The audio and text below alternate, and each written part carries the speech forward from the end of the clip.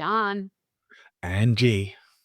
interesting conversation we were having this morning. We actually chuckled, right? We were talking about how we're showing up and what's happening in our actual coaching sessions. Yes. And we It's did say always some potty interesting. things. Some stuff is not suitable for broadcast, but we were talking about one particular issue of sometimes we get people on calls, and sometimes it's prospecting calls. Sometimes, well, for me, sometimes it's podcast guests. Sometimes it's clients, coaching clients who don't really know when to stop talking, who maybe talk a little too much. They don't to leave gaps in the conversation for you to join in. And when you do try and join in, they talk over you and you don't really get an opportunity to say anything else. A bit like what I'm doing right now, right?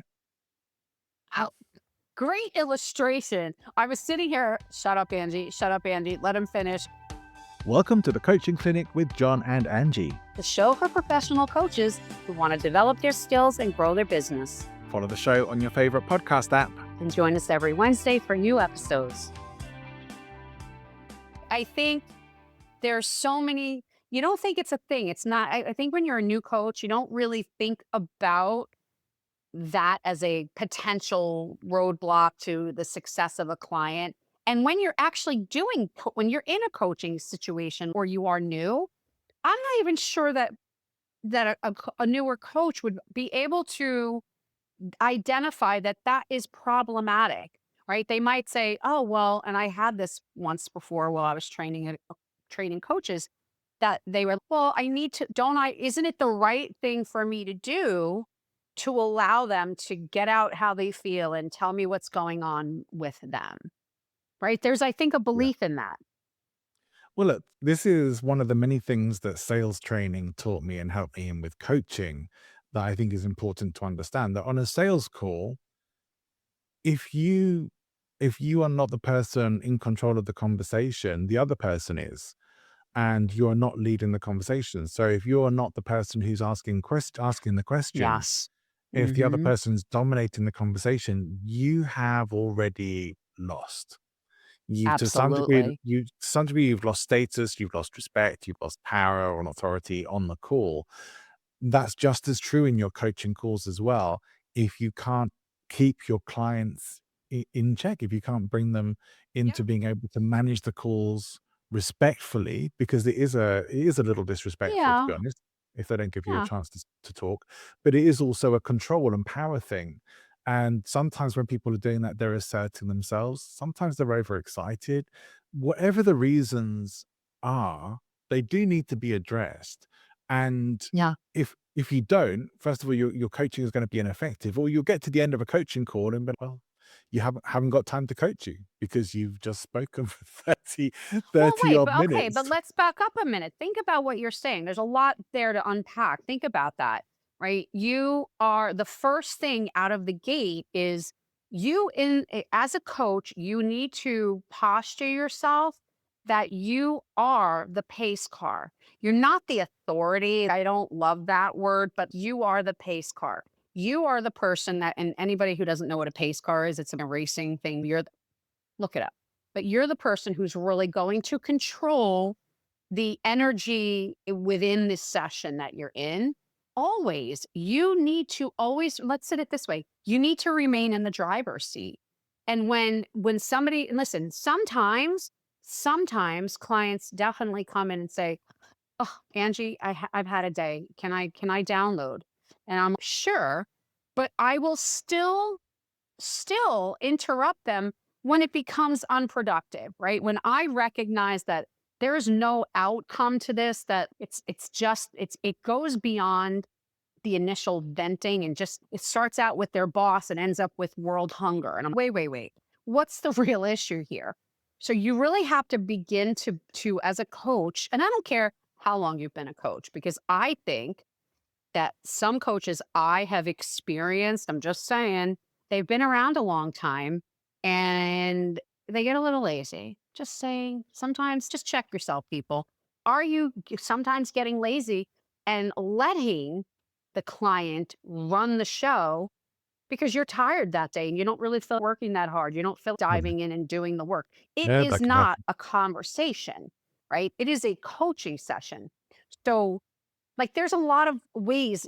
to really look at this. But I think right out of the gate is the mindset as a new coach and an experienced coach is that you are always the driver of that session. I think there are times in coaching where you definitely want to set things up to be able to give somebody time to express themselves Mhm. without interruption. Sure. I sometimes talk to, I sometimes talk, maybe, I can't remember if it's in our sessions or not, but about the book by Nancy Klein of Time to Think, is that she's Yeah. specifically talking about creating environments where people, this isn't about people talking too much. This is more people who need a bit of space to figure things out and Exactly. talk things up and open up, that you want to make sure that they can do that, but you might need to leave some long silences and stuff and hold the space, create the environment for them to do that. This is a little Mhm. different. And I do think there is that thing of, we have been somewhat conditioned to think that interrupting people is a little rude. So we don't I'm do it. sorry. I'm sorry. Did I interrupt you? Sorry. Mm. But it's not really, or at least it doesn't have to be. I think there are ways of doing this Sure. and I think it's even okay. I've discovered it's actually fine when clients say, "Can I interrupt you there for a moment?" Because it's a nice way, it's kind of almost a nice way of saying, "All right, this is going on a bit. I need to stop here because there's something we need to address." Or, or you say, "All right, you just mentioned something there. Can we talk about that?" Before they carry on. But you are going to have to speak up, whether there's a gap or not. And you may have Yes. to keep talking until they recognize that you Mhm. are talking and actually stop. It depends on the person. Some people get so Yeah. into saying what they're saying that they even forget that there is somebody listening to it. They just want to pour it all out. But you are the coach in the situation. You have to decide, is that appropriate? Is that a good use of our time? Are we getting somewhere here? Yeah. Do they need this? Or should I be interrupting them and say, hey, look, this may not be the best use of our time? Or can we come back to something that I think is really important? You Yeah. redirect. I think that's a really important.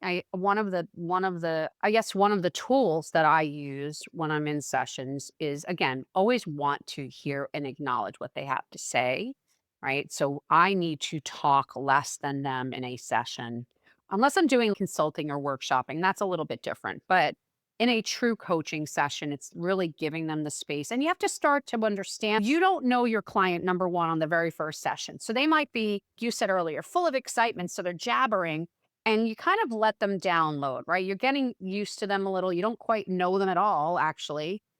But then if you're in session three and they're still rambling on, right, you realize, okay. And I've had people say to me, oh, and by the way, when you coach this person, just be aware they're a talker. He or she is a talker.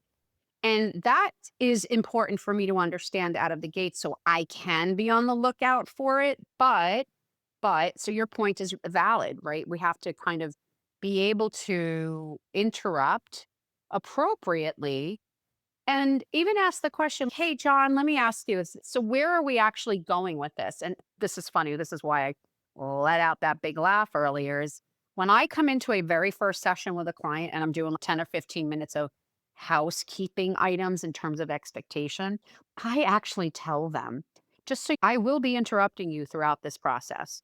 And there's two circumstances under which I do that. Number one, if you're rambling with no landing in sight, right? And I make fun of it because I don't want to sound so rigid and number 2 is if you say something that you gloss over, and I'll give them an example. For example, this, I will say, "Wait, wait, wait, can we pause there? Because I as a coach, I'm trained, I should be picking up on the small nuances." So I set that expectation right out of the gate, and I'm actually forward enough that if I'm in a few sessions with somebody and they are a bit of a rambler, I'll say, so, how impactful do you feel what you're sharing is? I try to turn it around and then point to it so they become aware because what we generally I think I know more about most of my clients than their spouse or their families, right? We are kind of we are their download. This is I can't wait to talk to Angie or John because I need some place to let this go. So we want to honor that, but really keep the flow. You don't want to assist in their stuckedness, right? You do not Yeah. want to be an accomplice to that. And I think that's important to recognize. It's not just being nice, it's you're being paid to do a job. So Well, look, do it. we're also not there to shame them for being who they are. That if that's their Of nature, that course. they're naturally a big Hmm. talker. But I do think most people can benefit from being a little more direct and to the point. And so sometimes that takes a bit of direction and feedback. And in all honesty, I can say from sessions I've had with people where I've done that, and I honestly do it in a very nice way. And it's Ah, like, yeah, This isn't something you wanna be mean about with people. It can be very sensitive for people. sure. Not that you need to walk on eggshells or anything, but just be nice, be kind to your clients with this, because 'cause they're not actually doing anything bad or wrong. It's just not the most helpful behavior. And a coach, though, right? You don't have to Remain say to a them, coach. wow, you're really talking a lot. I might say something this, hey, John, let me ask you, is there a way to be, and maybe in the future, once I identify, I might say, so tell me about this in a really crisp, concise, it's really introducing the habit of shortening and not just rambling and without saying it to them, shifting the habit through question and what, how do we change a Look, perspective by, this by is asking a question? one of our goals as coaches is leading people to clarity, and we can't do that Yeah. if they're losing clarity in their Hmm. conversation. Yeah. And so we can help them get clearer. And so I will say, all right, how relevant is that to what we're talking about here? Yeah. Or is yeah, is this really what's most important here? What's the real point? Can we nutshell this? If you had to say it as Ah, sum it up as quickly as possible, how would you say that? Not that I want them to rush through the session. I'm not aiming to be necessarily done in 10 sure. minutes or anything, but Right. I do want them to get a bit better at getting to the point, because if they're doing it on coaching calls, they're probably doing it in other places as well. That Right. whilst Right. it's not 100% true, how you do anything being how you do everything is a Sure. reasonable. It's a reasonable generalization. That they're probably doing that in other parts of their life as well. In work Yeah. situations, if they're not being direct, if they're not being clear in their communication, that's having an impact. So I see it as doing them a big favor if I can help my clients to become a little clearer, a bit more direct and to the point on things. It doesn't have to be just bullet or our conversations become bullet points. So that's not No, what I'm but aiming for. so yeah, but here's the thing, and this is definitely another tool that I've used when somebody, and I even have to do it with myself sometimes. You and I do it when we're having conversations. We're human too, but I will say, so wait, John. I'm using John as my person today. He's my crash test dummy. But I'll be John. Let me wait. Let me pause you for a minute. So you shared this, and this, and right? Am I correct? These are the things that are coming up because sometimes when somebody's downloading they're not even really paying attention to what they're saying, which to your point, John, they lose track of what really is going on. And I'll say back to them what I'm observing. So you've shared this, and this. Which of those is really for today? What is the most impactful or what is the biggest challenge? Which of those do you really want to focus on? I will bring them right to that point. And just in doing that, if I continue to do that throughout our sessions, I'm teaching them to do that for themselves. And they'll come in within a couple of sessions and say, okay, Angie, I got the hint. And I wasn't hinting, I was doing, right? Without saying, this is what we're going to do. I just, wait, so you said this, and maybe this, and this, and this. That's a lot. What's the focus before we throw ourselves into the weeds? What really is the most important or the biggest priority? Or I might say, which, if we attacked one of these today, if we brought something to the surface today, which of these would have the greatest impact? So it's never mean, it's just kind of bringing them to that point of, oh, yeah, that's a lot, isn't it? You're helping them observe without telling them what to observe. Well, look, I what you said about pre-framing, I'm very big on that. I think the more we can get agreement up front and permission before sometimes we do need to get permission from them and say, this is how I coach, this is how we're going to run things. Is that all good with you?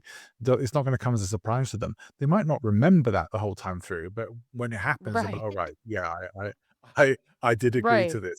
But as Yeah. a coach, is that one of the reasons I think I experienced this as a coach, maybe you did as well, I don't know. But early on, one of the reasons why my sessions would always overrun was because I would let clients talk too much.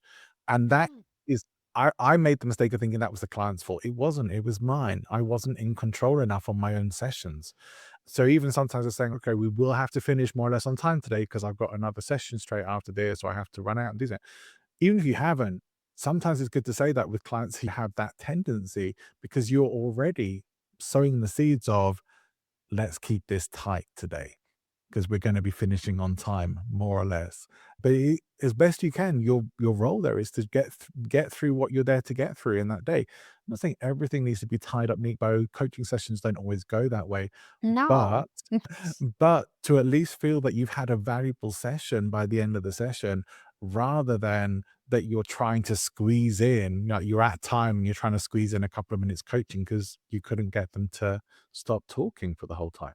Or there's coaches that don't stop talking. I'm gonna this is a whole different session. I'm sorry, recording, right? Yeah, Honestly, yeah, I think it's a different there are topic, but definitely yeah. coaches who just get on and want to talk about their own and I'm not saying that we don't share, but I don't want to go there today and derail us, but coaches do a lot of the talking too. And if you are naturally a people person, chatty and not shy, it can be very easy for your clients to bring you over to the dark side of overly communicating, right? It's Oh, yes. very easy. I am that person. And I think when I think back to my earliest coaching or mentoring training sessions, I think I had that because I felt not because I thought I was so important, but because I thought, "Oh, I have so much to share with them. I must share my knowledge, right? And I think that's a little trap that we could get into. We can talk about that another time, but don't be part of the problem, coaches, right? Definitely. Because listen, some coaches are purely coaching, which we've talked about. And some through definitely, maybe in a more corporate environment, throw in some consulting as well. Maybe sharing, hey, I had this experience. Do you mind if I share it? Always asking for permission. And instead of it being a 2-minute overview, it's 10 minutes of, let me tell you what happened. And I'm thinking, go get a coach. You need a coach. Go get a coach or a therapist. But it's just, going back to if I'm driving this car, I'm trying to get to a destination, even if it's unknown. And how do I get there? And this is the other thing I just want to back up and I don't want to forget this, but running over. So many times in a session, it takes if my sessions are an hour. So many times we'll talk through things and then all of a sudden in the last 5 minutes, something breaks through. It is very tough as a coach to want to say, okay, now we've gotten that conversation, time's up. So, John, let me ask you this. I know you've had it because you just gave me the nod and we've talked about this a little bit ourselves, but how do you manage that? Stay on time, honor the client, and not minimize this great thing that just they said or re- re- uh, realized. Yeah. So I would say and do say, because I think even just recently this happened in a call, that I would very much look forward to talking with you about this. This is a big and important realization to have. It's a shame it's near the end of our call, but it's certainly something we will start our next call with. And I will get them to book that next call in if they haven't already done that, so that they already know exactly it's already in their head. All right, we're just linking it through then to the next time that we're going to be talking. Because I think the temptation sometimes could be to, oh, maybe I've got half an hour before my next session, we can give them some extra time. Oh And yeah. Oh and I yeah. would say I've done it, and I'd say don't do it because it becomes an expectation that you have allowed. And so it's not that unreasonable that they expect, well, the next Yeah. time the sessions they bring something up at the end of the session next time again, and it's like, well, the expectation is you're gonna stay on because you did it last time. And even for you, the expectation is there's, "Oh, last time I stayed on when this happened, so I guess staying consistent, I'm gonna do that Yeah. again." Yeah. I do it a little differently though, very similar. I don't point to the time. I don't know why it makes me personally, feel uncomfortable. But if something does happen, I will say, what I acknowledge whatever's happened in that moment. And then I say, so here, this is what I'd really for you to do with this in mind to prepare for our next session, because obviously we need to bring this up right away.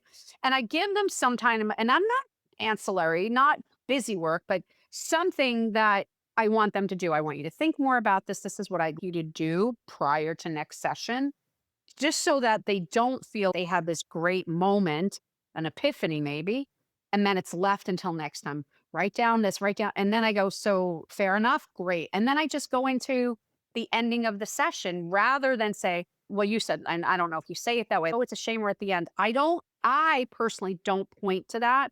Doesn't mean my way is the right way, but I had to learn that because I was that person that if I No, had there 15 are or 30 times minutes, when I would say, "Are you okay if we go on a few more minutes? I think we should deal with this now, or talk about this for a few sure. more minutes." That does happen.